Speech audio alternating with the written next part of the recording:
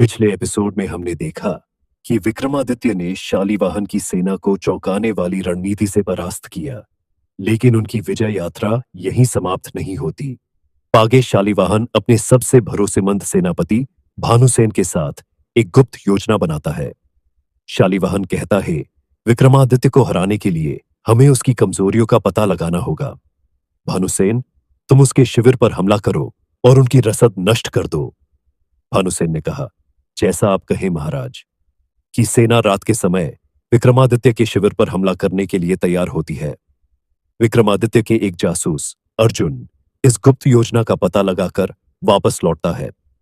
अर्जुन, महाराज, शालिवाहन की सेना हमारी रसद पर हमला करने आ रही है।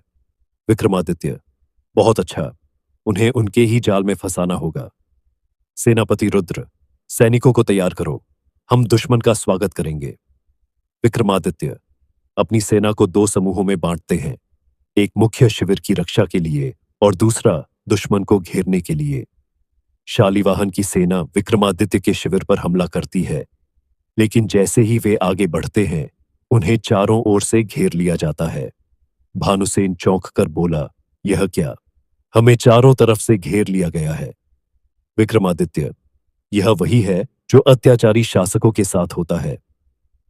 भानुसेन की सेना ने विक्रमादित्य के सैनिकों से लड़ने की कोशिश करती है, लेकिन वे हार मानने पर मजबूर हो जाते हैं।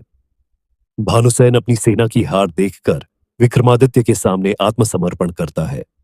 भानुसेन, महाराज, हम आपकी वीरता और कुशलता के सामने झुकते हैं, कृपया हमें क्षमा करें। विक्रमादित्य, मैं तुम्हें क्षमा करता हूं, लेकिन शालिवाहन को यह संदेश दो, उज्जयिनी अब स्वतंत्र होगी।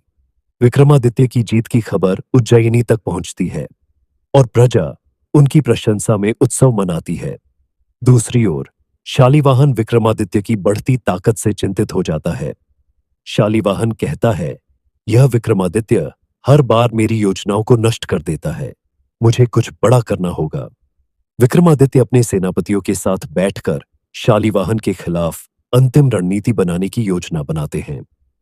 विक्रमादित्य, यह युद्ध केवल मेरी नहीं बल्कि पूरी उज्जैनी की स्वतंत्रता की लड़ाई है, हमें इसे पूरी ताकत से लड़ना होगा।